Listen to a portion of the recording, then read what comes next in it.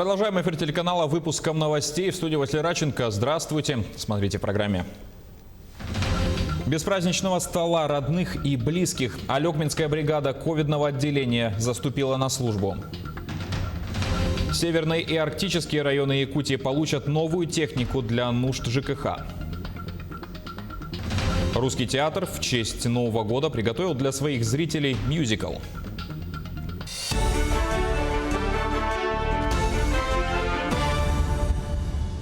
Республиканский проект «Учитель Арктики» стартовал в Якутии. Его цель – повысить качество образования в Заполярье. На сегодня наибольшая потребность в педагогических кадрах ощущается именно в районах Арктики.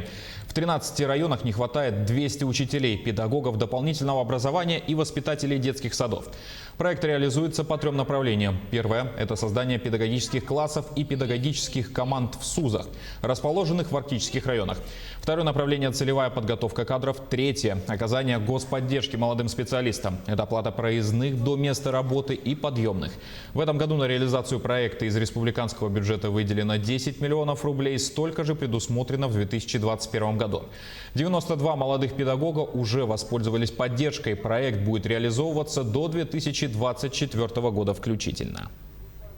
В следующем году тоже будет продолжено данное направление работы с расширением педагогического состава. Данная мера поддержки будет осуществляться дальше на работников, педагогических работников, детских дошкольных образовательных организаций и другие категории, которые не были задействованы в этом 2020 году. Надеемся, что по итогам реализации проекта «Учитель Арктики» мы будем способствовать повышению качества образования в школах и детских садах, учреждениях дополнительного образования.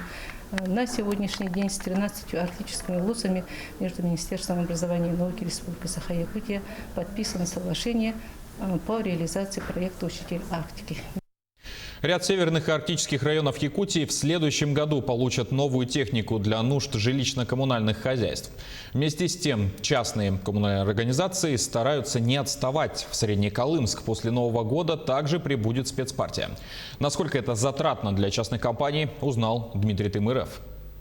Добраться до Среднеколымска из Якутска – дело непростое. В среднем 4 дня в пути, и то после Устнеры, где заканчивается федеральная трасса. По Зимнику может проехать только крупный автотранспорт. Тем не менее, движение зимой здесь не останавливается. Перевозят пассажиров, продукты, товары и спецтехнику. Какую опытные ресурсно-снабжающие компании знают отлично. Наша компания больше 10 лет оказывает услуги водоотведения в городе Среднеколымске. Изначально мы приобретали только новую технику, и в основном это были автомобили марки КАМАЗ. И обязательно среди этих автомобилей приобретался один так называемый КАМАЗ Сайгак, это КАМАЗ-43-118, полноприводный. Главный коммунальщик Среднеколымска Александр Новосельцев самолично перегоняет необходимые машины прямиком из Челябинска. Именно там, на заводе, он уже не первый год приобретает технику для работы. Ведь суровые северные условия может выдержать далеко не любое авто. К сожалению, дороги в нашем городе достаточно плохого качества, а проезд на свалку только вездеходами можно проехать. Поэтому как весна, осень, снегопад, морозы, довольно затруднительно осуществлять услугу водоотведения обычными КАМАЗами, так называемыми велосипедами. Они не могут просто проехать к септикам. В итоге им были закуплены 2 полноприводных ассенизационных вакуумных КАМАЗа. Именно эта марка автомобиля хорошо заявила о себе в условиях севера. Плюсы полноприводного КАМАЗа – это его проходимость. Достаточно высокое качество, как это не смешно, и ремонтопригодность. Поэтому предпочтение мы отдаем именно этой марке. И лишь в первых числах января новая техника прибудет в столицу региона, а до пункта назначения уже в первой декаде Нового года. Перегон требует много времени и сил, в лучшем случае полмесяца на дорогу. Определенные риски на трассе и плюс ко всему этому существенные затраты. Но это все равно дешевле, чем обращаться в транспортные компании. Перегон достаточно сложный, долгий, особенно в зимний период, и затратный финансово. Если сам КАМАЗ стоит порядка 4,5 миллионов, где-то около 300 тысяч – это еще перегон. Это если перегонять самому, не нанимать транспортную компанию, где ценник он вообще стремится к бесконечности.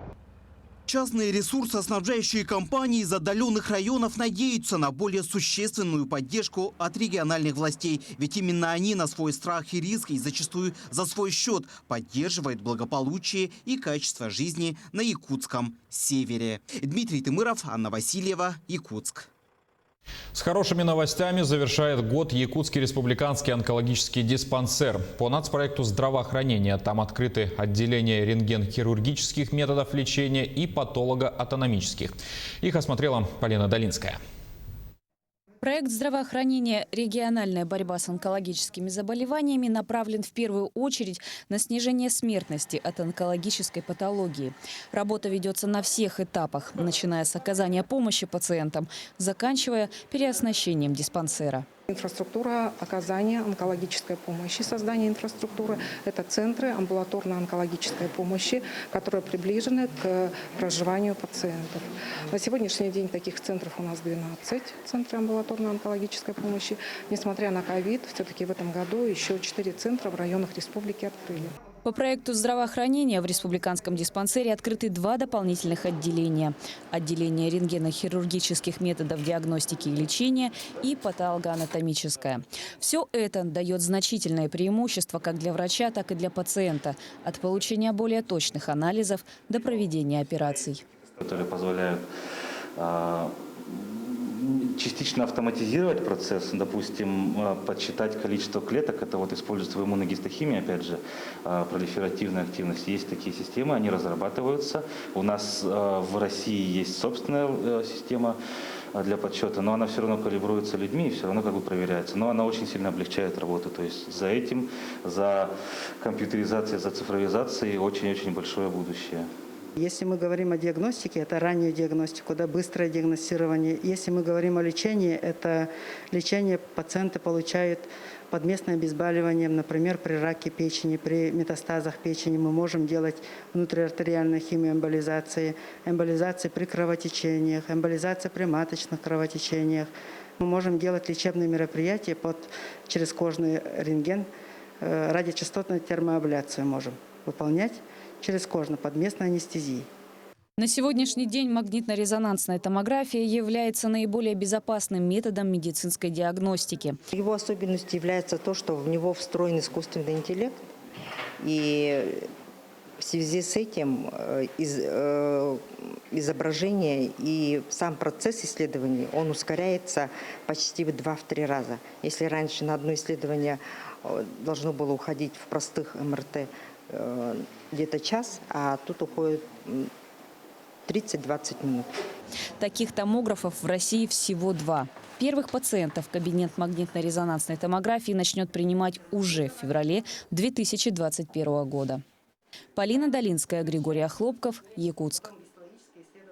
Русский театр приготовил для своих зрителей яркий и интересный новогодний подарок. Музыкально-драматический спектакль «Я буду ждать, даже если вы не придете».